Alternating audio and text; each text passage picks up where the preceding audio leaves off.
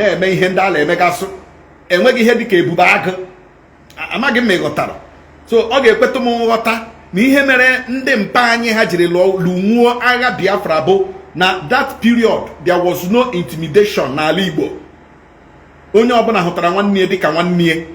Onweghị onye mere ibe ya intimidate in any form, in any manner.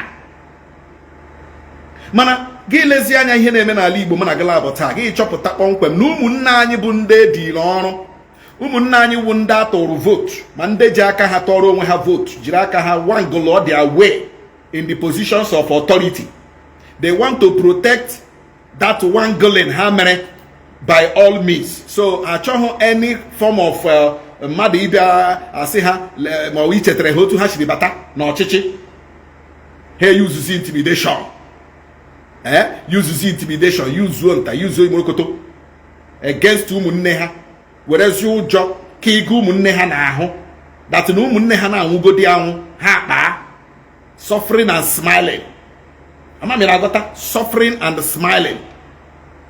Mgbe Trump yiri egwu kpọmkwem na ya wakpo Boko Haram na Nigeria, wakpo ISIS, wakpo ISWAP, wakpo ndị bandit, anyị kwuru ihe tisie mkpu ike so na okwu a Trump kwuru ugbu a ga-eme ka ndị obu egbe bandit ndị a na ndị anwụ ogbu arụ ọbara ndị a shi mgbago ugwu ha nwere ike ha gbadatawa ebe anyị kwuru ihe.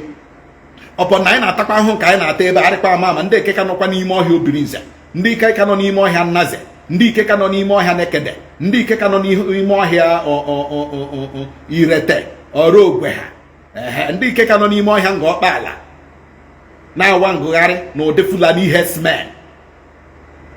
O nwere investigation anyị bịara chọọ bịa nyocha bịa chọpụta kpọmkwem na ụfọdụ ndị kpọrọ onwe ha ndị vigilante, ụfọdụ obodo ndị enwere n'Imo steeti na-eso ndị Fulani herdsmen ndị a na-atọrọ ndị mmadụ. Ụfọdụ ndị kpọrọ onwe ha ndị vigilante na-ehelp ndị Fulani herdsmen nọ n'ime ọhịa, to the extent na gị na mmadụ soro ka ije lee mebi ebe ịzụrụ ala side ebe ụmụ Goma, ma side ebe Obinze, ma side ebe Nnaze, atọrọ gị onye kpọga aga ala. Ọ bụ onye kpọ gị gaa uzi onye ga na-agwa ndị be unu na atọọla go and na ndị akpọga aha ego. Amaghị m na-aghọta. Anyị enwere one or two instances where some ndị vigilante were indicted. Ebe some of them were indicted. Anyị push oye ndị eke ha anyị kpụ n'ọnụ mgbe ahụ ha bịa gọrọ m isi onwe ha enwekwa ihe ri otu ahịrịnị na ha na-agbakwa mbọ ya wụrụ na one or two persons n'ime ndị vigilante, because ebe ọbụla enwere mmadụ 12 a ga-enwerela Judas. Ebe ọbụla enwere mmadụ 12 Judas Iscariot ga-anọrịla ya. Amaghị m na-aghọta ebe m na-eje na mgbede a. Ọ ihe ga-edute m kpọmkwem na njinji jiri tata na ebe n'okporo ụzọ Ngọkpaala.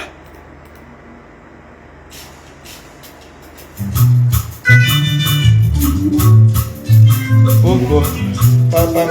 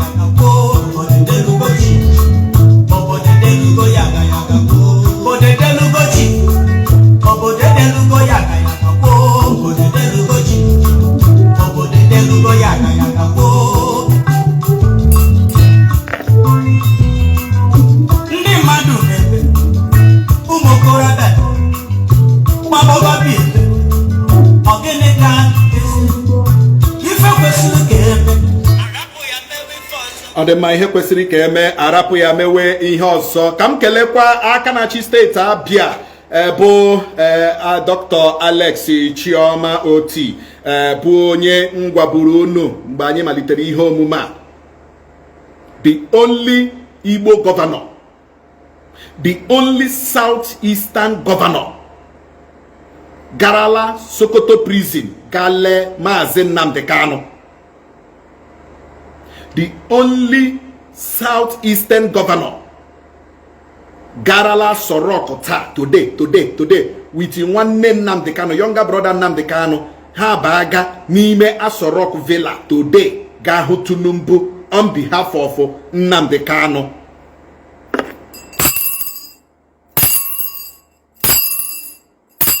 Oya adịrị Alex mma, oya adịrị ya mma n'Eke. Alex Otti asị m na oya adịrị gị mma n'Orie. Alex Otti asị m na oya adịrị gị mma n'Afọ. Alex Otti asị m na oya adịrị gị mma na Nkwọ. Ise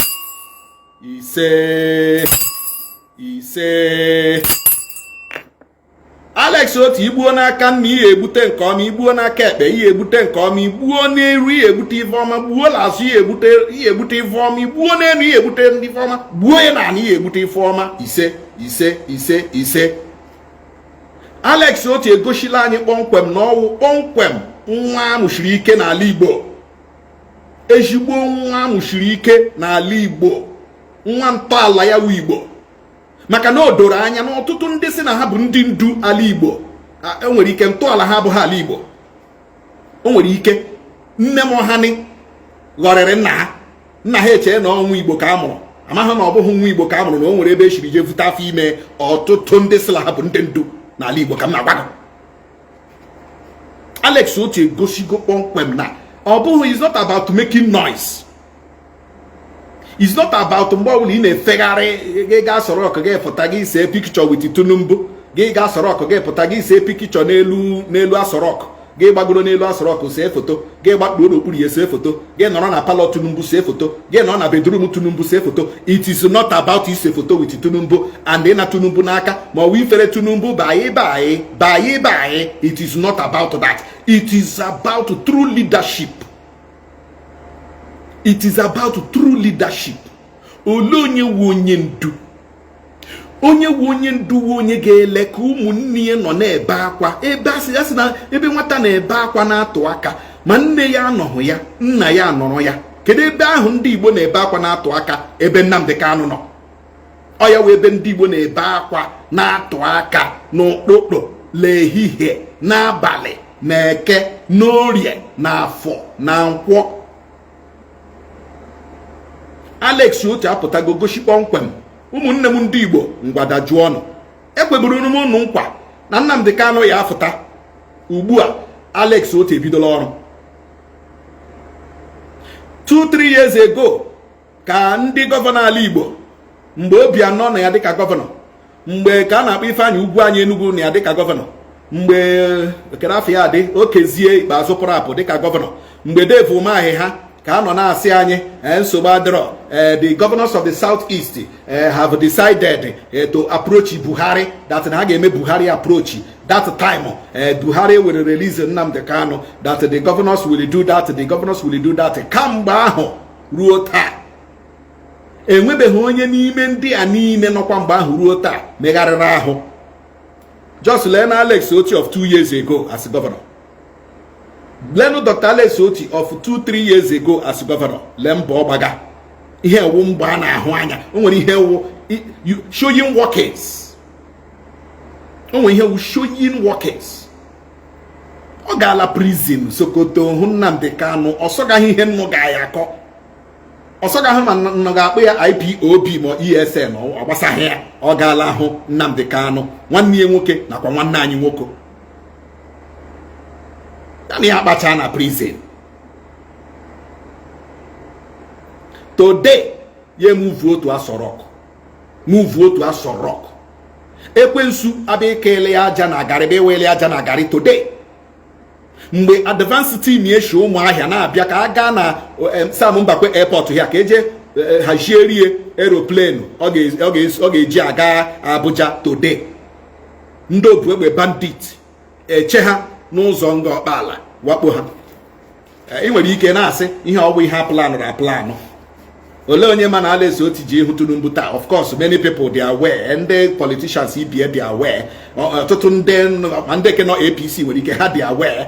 So ị nwere ike jụọ onwe gị so mwakpo awakporo ndị a na-agbatara Ala Oti, ndị mgbara m ihu advance team ye, ndị a wakporo ye ọwụ ihe dị ile dị, because today ihe niile just mee today ka awakporo advance team Ala Oti. Today ka awakporo almost 4 buses shi aba na-abịa Owerenga. Yes, 4 buses, 17 people kidnapped today na the same nga ọkpala, the same ebe ihite nga ọkpala, that same place. Ọkwa ụmụ ọwa dị ka a na-akpọ ya, that same place. Thank God na onwe ha onye nwụrụ, and thank God na amụma ha ịkwụsị Ala Oti ịga hụ Tinubu taa failed very very woefully. O failed woefully.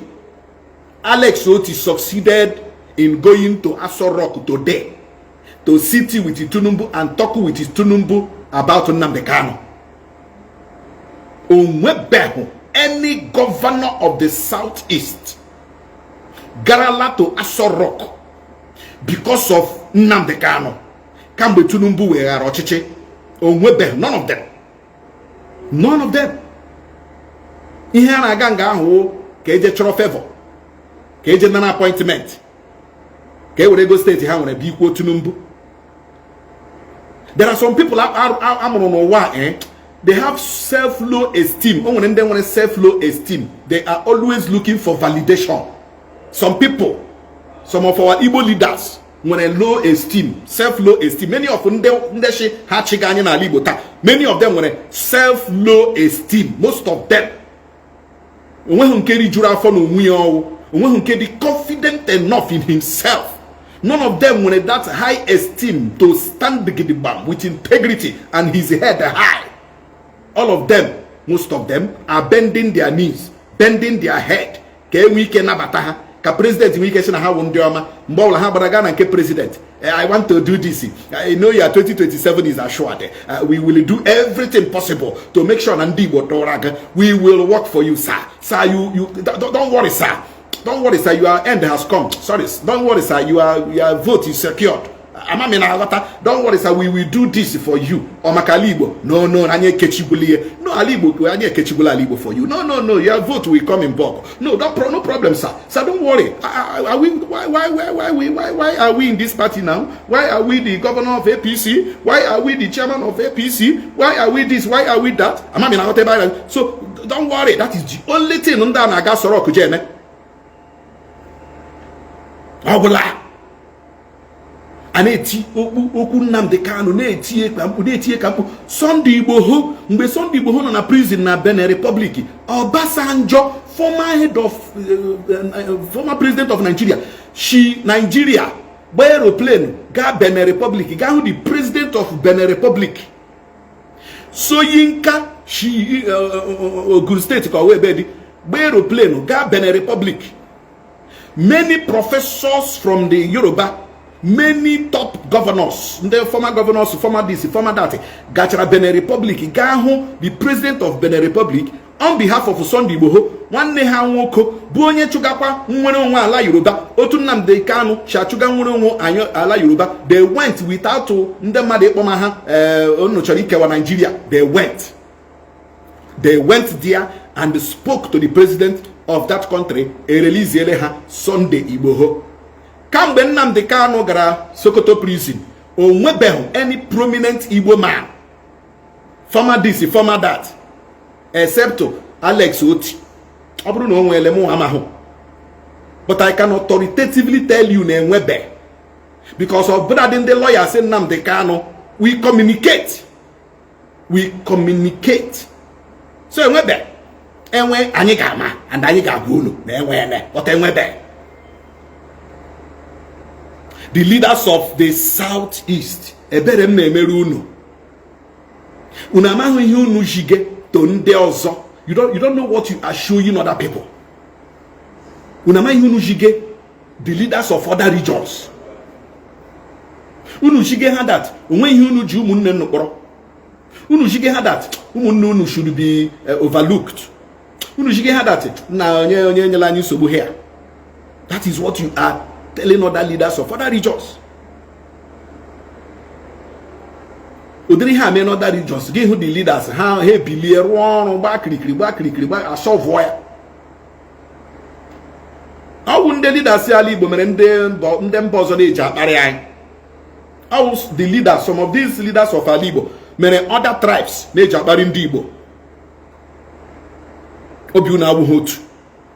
Unu chogacha oye block, unu chogacha favor from ndị ugwu, unu chogacha this, chogacha that, unu achọghị to lose your friendship with ndị ugwu. Chefuo na onye ya na nwanne ya nọ n'ụbọ. Gị chee narị mma ga onye nọ n'ama na ọ wee ihe kacha mma. Chefuo na eji eshi ụlọ amara mma afọ ama. Arị mma ga onye ọzọ ji akpụmụjọ. Because onye mba, onye ọzọ, onye ama hụọ nshi, ọ ga-enye gị. Ya na nye gị nshi gị na nwụọ, ọwụ nwunye gị gama mbema. But unu adaghị aghọta. Enye nnu nshi ebe ahụ unu na-ezuzu eju bulaka. Ọkwa ụmụnne gị ga-egwu ili. Ụmụnne gị ga-agbagharị chọọ ambulance. Ụmụnne gị ga-agbagharị chọọ ozu gị nwụrụ anwụ ahụ. Ọkwa ha ga-adọrọkwa gị dega gị n'ili. Onye mba ọ ga-eruso mba. Ndị Igbo shi ozu shiwe ishi enyi ka nwanne ala, but ndị ndu Ala Igbo adịghị aware. Ndị ndu Ala Igbo, but I thank God that Alex Otti is living up to expectation. I thank God that Alex Otti is living up to expectation. And I want to tell you, no shita aremma, oremanabo, oshita aremma, ihona nke Alex Otti bidoro now. I thank God that Ndereka can also give Ndereka any morale. That Ndereka Alex Otti can also give Ndereka anywa morale. Because it is not only us that will be saying this thing. You think that it is not making sense. It is making sense. And they know it is making sense. You know, they know it is making sense. Or making a sense. Eshibo sense. But at the end of the day, as a leader of Ala Igbo, what have you done to safeguard Ala Igbo? As a leader of Ala Igbo, what have you done to safeguard Ala Igbo? Awe hega jonwe. Awe hege megene ega jonwe gina jojo. Ekele diri Chineke. That apart from ndị na-anọghị n'ọchịchị ndere ka anyị, bụ ndị na-eti mkpu ka Ala Igbo dị mma, bụ ndị na-eti mkpu ka Ala Igbo anyị anwụ otu obi, bụ ndị ọ na-agụ agụrụ ịhụ ndị ga-apụta kwuru gidigbam kwuchitere ụmụnne anyị ndị Igbo ọnụ ya. We now have somebody in the person of Dr. Alex Chioma Otti, the executive governor of Abia State, standing in the gap for ndị Igbo.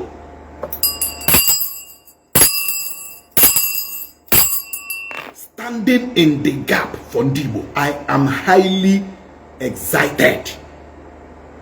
I am highly excited. Ihe m na-agwago bụ eziokwu. I nwere ike na-asị, but ole ihe eji atọ m iche, ole ihe o ji atọ m iche wụ o nwere ihe ndị mmadụ, some people na-ahụ ga hụ ndere ka m hụ ga. People like us probably achileke shiri ka anyị kefụta anyị tiga anyị si anyị wuru ndị Igbo. There are something we must see for ndị Igbo na-ahụ ga ahụ, ndị Igbo na-ahụ ga ahụ fa. Ndere ka anyị, we are seeing something some people na-ahụ ga. Amami na agota. Let me tell our people the truth. Nigeria, Rika, a family where in a compound we have different people living in a compound. The other family, ụmụ ha ga-eme ihe, he kpuchie ha gushie door kpọbata inside dụọ ya ọdụ shi hụ n'ihe ị na-eme emekweli ọzọ ị chọrọ imebe anyị. The other family ụmụ ha eme ihe ha kpọbata ha inside the room gbachie door dụọ ya ọdụ ọ bụrụ ụtarị ha pịa ya shi ya hụ n'ihe imekwere emekweli ọzọ ị chọrọ imebe anyị. The other family wu family ndị Igbo nwanne ha ga-eme ihe ha akwapụ ya outside nọ outside akọrọ ya akparị ya onye nzuzu onye iberibe. The other people ụmụ ha metere ihe kpọbara inside ha pụta nọrọcha na window ha ngịcha na door na-ele ha na-ele ndị Igbo na-achị gbega aka na banasi see them see them see them. That thing wey that boy do no be wetin our son do the other day wey we bring am inside house. That thing wey they beat the catola that boy now that son wey they do this thing wey they do public shame they do public disgrace no be wetin our son do the other day wey we bring am inside the house lock door talk to am. Achọrọ m nye gị the illustration and the scenario of how Nigeria is and how they perceive ndị Igbo. Ọha anyị na-eje ekwuye ọha anyị na-eje ekwuye onye ọba ya mkpọkọrọ ndị mmanụ ewere ekporo ahịhịa. That is the summary. Onye kpọọ ọba ya mkpọkọrọ ndị mmanụ ewere ekporo ahịhịa. Ọ bụ ihe mkpuge na mgbede. Anyị ga-aga n'ihu kpọkwem n'oge ihe omume anyị obodo bụ igwe mana ka anyị gbapụta aka ahịa maka na ọkụkọ hapụ akwọmị ọ ga-ejikwe n'ogono azụ ụmụ nnọrọ ebe ahụ agagharị na mgbede. For some commercials. This is an infomercial. Welcome to Genmo Supermarket. Genmo Supermarket. High quality, they loyal to local price. Genmo Supermarket. Okay, it's getting over there. Like a Genmo Retail Stores Limited. The battle where Genmo all I have big as a quality. Iyoboleji bindo. No available danto. Nihori mi homo ogumaka wike cosmetics, electronics, furniture. Ihiri legend and draka. Nke na hụ na Genmo mara na ọ naghị exist. Genmo na-aga n'isi isi mba ofesi na-ebubata ngwa ahịa mere na anyị na-eji ele ka ndị na-amaghị aha ego ịbata n'ime Genmo ị ga-ekweta n'ihe niile na-eme ebe a na-atatụ na moto eji atụ ndụ mmanụ dịka alaeze. Genmo nwere 5-star unisex salon naanị na Genmo ka high quality products na-adị loyal to low price. From Monday to Sunday Genmo na-emepe imeta ụwa mma. Nchọcha ego ọbụla iji bata na Genmo ị ga-azụjiri akpa. Genmo plot A387 Naze Industrial Layout n'okporo ụzọ ahụ esi aga Polynekedo Owerri or 080-666-79729 maọbụ 070-444-25056. Genmo Supermarket nọ kpọmkwem na kilomita 3 FCC Road opposite Mountain of Fire Church ga-emepe n'abalị 22 nke ọnwa 22nd November 2025. Ihe ọbụla ịzụ na Genmo uru dị ya.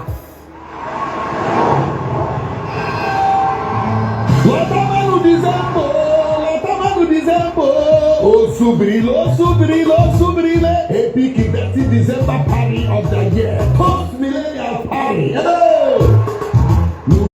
Ọkụ ha na 5 p.m. tuturu mgbe mama gị ga-akpọgo anya amalitele ngwa ire ezigbo uwe go bịawa n'otu ọwụrụ isiri chọọ ya n'ihi na a ga-enwe the baddest DJs, karaoke, food, shawarma vendor, suya vendor naanị ihe ị ga-eme ngwa kpọọ 07065249878 maọbụ 09127213745. Post millennial party nwunye anyị na-agbashi egwu mgbashirika ọka afọ anyị na-agbara cheme.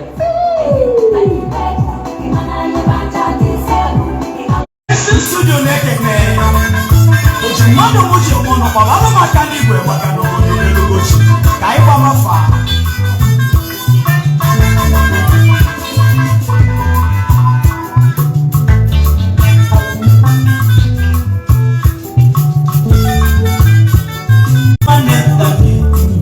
Anyị niile kedu ife ọza gị ọ bụrụ n'obodo a ka dị kedu ife ọza gị ọ bụrụ n'obodo a ka anyị maka obodo delugochi obodo delugo ya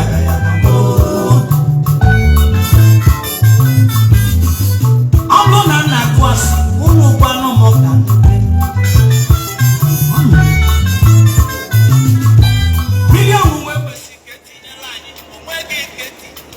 ka ọ dị mma chetakwa kpọmkwem na ọka bụ kpọmkwem n'oge ndị Igbo kpọmkwem n'oge obodo igwe oke na-abịara gị naanị na Toast 90.3 FM were ka ị na-ege ntị tupu anyị aga n'ihu.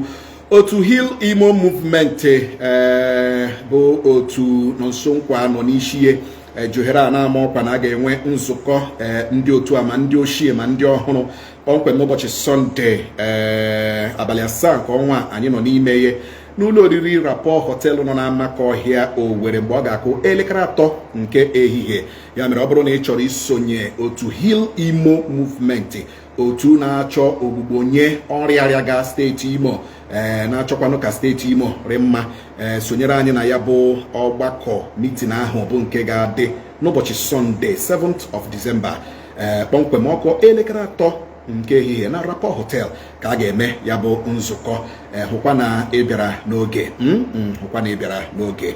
Ọ dị mma, anyị ga-aga n'ihu ugbu a n'imepe akara igwe okwu anyị ka ịkpọbata okwu ndị anyị kwuru site na mbọ nwanne anyị nwoke na gọvanọ ndị Abịa bụ Dr. Alex Otti na-agba ịhụ na Nnamdi Kanu si n'ụlọ mkpọrọ Sokoto prison were fụta site na mgbe o jere leta ya na prison nakwa tata kpọmkwem ọ kpọtụrụ ụkwụ na Asọ Rock kpọrọ nwanne Nnamdi Kanu nke ntakịrị gaa Asọ Rock ka ekwu okwu otu esi atọhapụ Nnamdi Kanu. Kedu ihe ị nwere ike ikwu maka mbọ ya? Kedụkwana ihe ị nwere ike ikwu maka mbọ ndị ndu ndị Igbo ndị ọzọ bụ ndị na-eme ka a ga-asị na ọ gbasara ha bụ mkpọrọ atụrụ Nnamdi Kanu vis-a-vis ma ọ bụrụ ndị bekee, ma ọ bụrụ na ị place ya side by side, Sunday Igboho bụ onye atụrụ mkpọrọ na Benin Republic, Obasanjo gara aga, Wele Soyinka gara aga, ọtụtụ ndị ama aha ha n'ala Yoruba gara aga tutu ruo mgbe atọhapụrụ Sunday Igboho. Sunday Igboho bụkwa otu ihe ahụ Nnamdi Kanu na-achọ ka Sunday Igboho chọkwara, mechaa atụọ ya mkpọrọ, mechaa ụmụnne ya ndị Yoruba agacha ebe ahụ, ndị ndu ma ndị gọvanọs ma ndị former gọvanọs mechaa gakwa ebe ahụ, mechaa tọhapụ ya. Kedu ihe o ji ara ụfọdụ ndị ndu Igbo ahụ ịgakwanụ Sokoto prison ga lee Nnamdi Kanu? Kedụkwana ihe o ji ara ụfọdụ n'ime ha ahụ ịgakwa na Asọ Rock ga kwuo okwu ya dịka Dr. Alex Otti siri kwuo okwu ya n'ụbọchị nke taa? Gaa n'ihu kpọọ anyị na 091 1000 900002 091 100 900002. Kpọọ anyị ka anyị mara echiche gị dịka nwa afọ Igbo bụ onye ihe gbasara ala Igbo na-emetụ n'obi. Mgbede ọma. Nwunye ndewo. Ọ dị mma, Johnny, gaa n'ihu. My dear brother, I can't forget that one of the Igbo leaders. From the place, at the time I am my airport in Mexico. In one position, you do more. Don't talk all day. I'm not Chineke and I'm going to have a lot of guys on behind me. I got to go. Maybe I guess I'll talk about themselves. Okay, now can you say this? How many people really call ministers? Okay. And so governor, I talk only him. But you're close to true. That's the truth.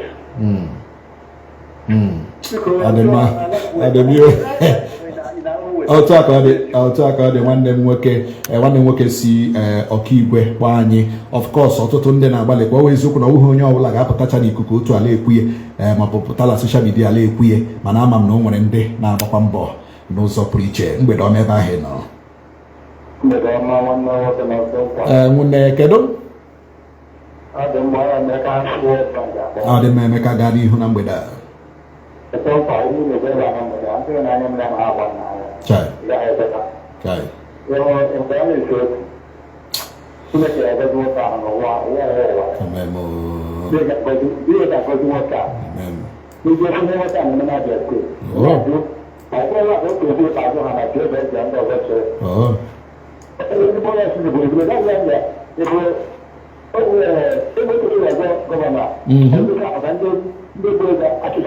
Ọ bụ eziokwu.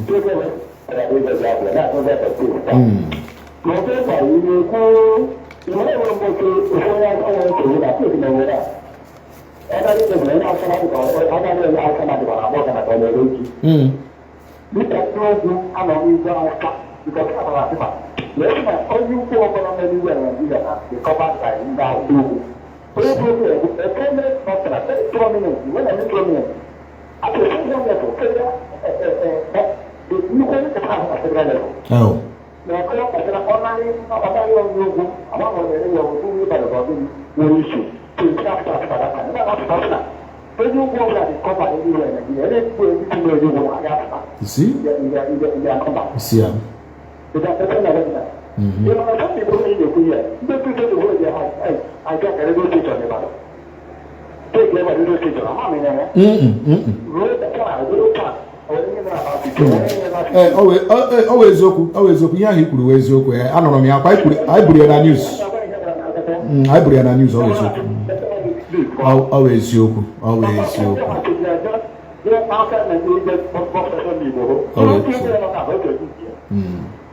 One now working. I bring you.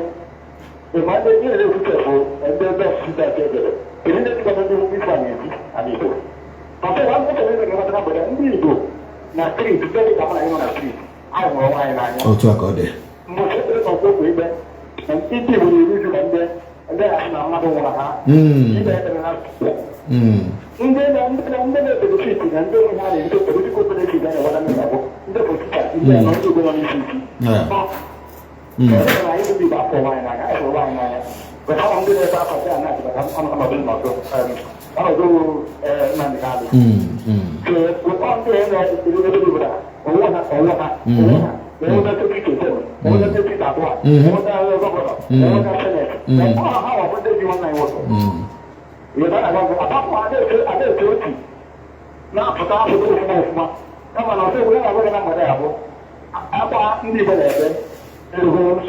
Otu aka ọ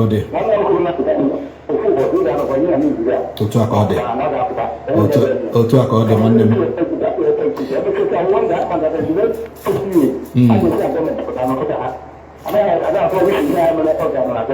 Ọ dị mma, emeela nwanne m nwoke. Okwu gị ahụ dabara adaba na mgbede a. Nke bụ eziokwu bụ na anyị nwa na onwe anyị bụ ndị Igbo nọ na streeti. Anyị hụrụ onwe anyị n'anya, ndị na-akụnye mkpụrụ ọgba aghara n'etiti ndị Igbo wụkwa ndị aji ego n'ala Igbo.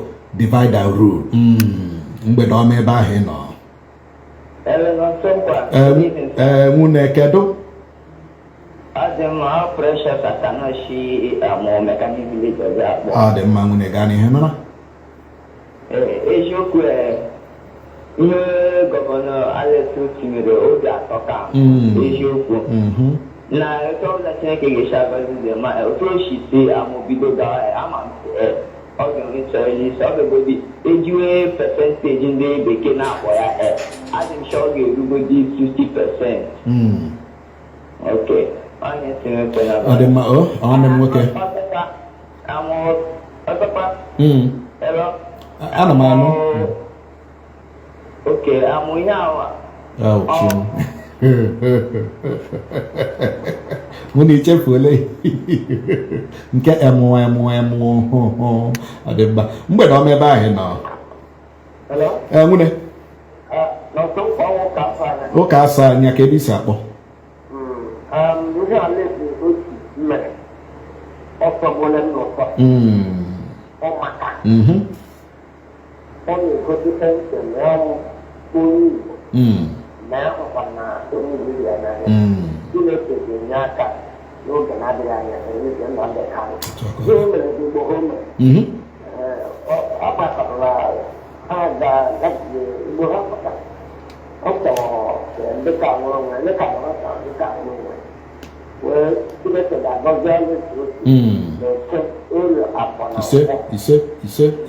ise nwanne m nwoke okwu gị ahụ dabara adaba. Nwanne anyị nwoke chetara anyị ọbụladị Alex Igbo na ndị otu ya wakporo otu ụlọ ọrụ redio na Ibadan mgbe a osizie redio Declare Republic of Oduduwa kamgbe aha sịla emechara ndị agha arest ruo taa ị nọọ n'akụkọ ya eshila azụ ụlọ kpọrọ aha si hala go home. Adị egwu. Mgbede ọma. Ọ dị maka aha akọfụla kpọghachi anyị ka anyị na gị nwee ike darị ya ntị na mgbede anụ nwa. Mgbede ọma ebe ahụ nọ. Nwanne kedu? Aha gị na ebe isi akpọ.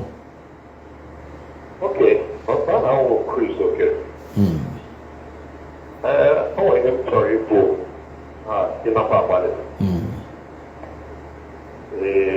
Aka m echetere ụwa chetara anyị gị. Nsamanụ gị ndụ. Ebe na mapa.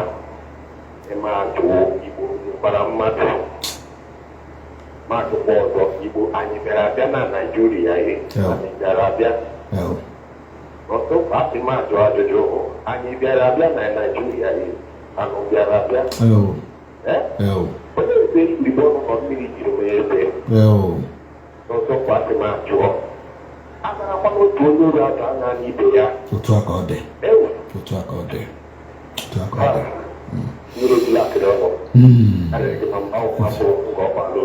Nwanne mmadụ si Orishie eze nga ọkpala okwu gị ahụ dabara adaba, mana achọrọ m ime ka ị maa na the Egyptians you see today you shall see them no more. Ọnwa mgbe nta mgbede ọma ebe ahụ nọ. Nwunye kedu gọzikwa gị. I don't want to go Apostle Tennis. Nishimo is also good at Renapo. Or the Magani? Obitara Moto na Yena Vayane Governor Oki. Isha Fayama no Kepan Nante Kala. Snake of the Tulako Wego Oyana Wine Yemegan. It is where are the living more years, mentoring. Amen. Okay, Chopake. Amen. Okay, Puchitake. Amen. Other money. Amen. Oko, I have to give you sugar and wine. Memo.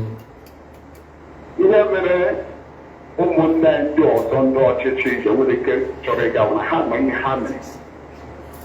Let them one of can become.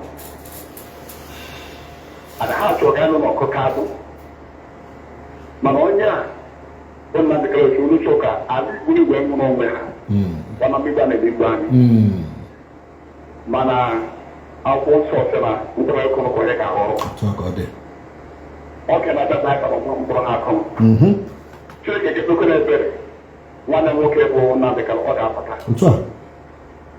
Chineke bụ isi gị ma brọda ndewo nwanne m. Ndewo imeela nọ na imeela nna m imeela o otu a ka ọ dị nọ otu a ka ọ dị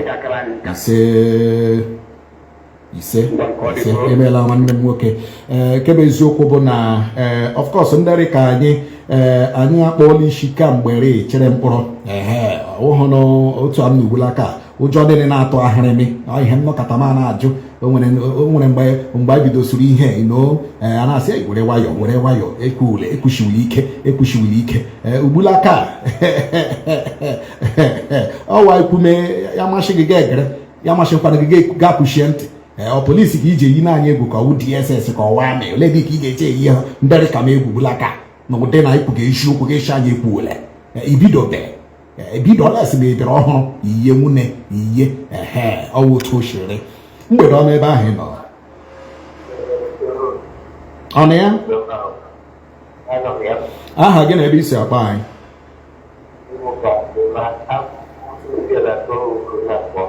ọ dị mma gaa n'ihu.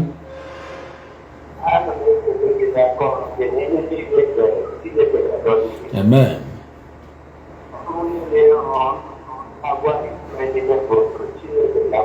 Amen.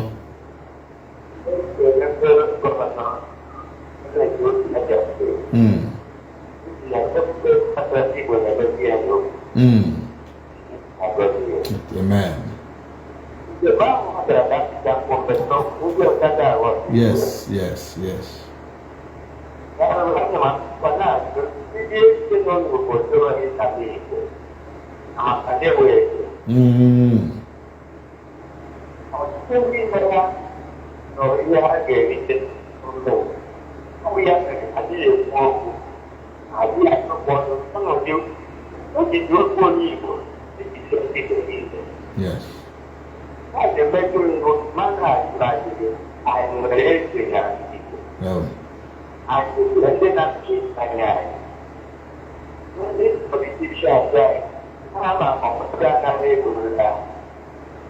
akụọ nwata anyị mkpọrọ a ga-ala obodo enwe onye kwuru okwu ka anyị nwanwụ ike n'ọkụ anyị hụrụ anyị n'anya ndị Igbo hụrụ nweta n'anya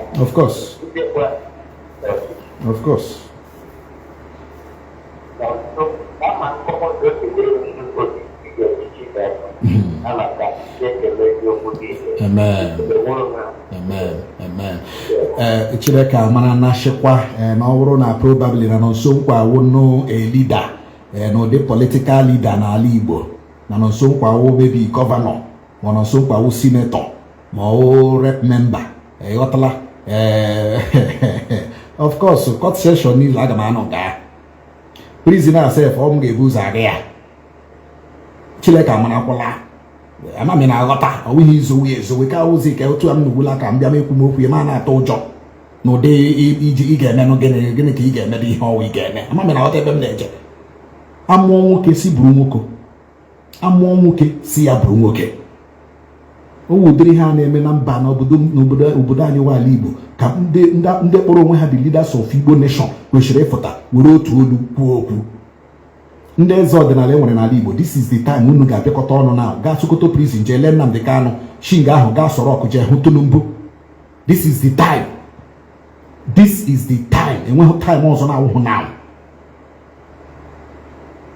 mana onye ọbụla kụrụ nwa nkịta ya n'ahụ maka na ka ọ na-eme ihe a ka ọ na-ebi ịghọtala. I believe by 2027 all this trend will change. I believe that by 2027 ndị Igbo ga-ama onye ha ga-atela vote.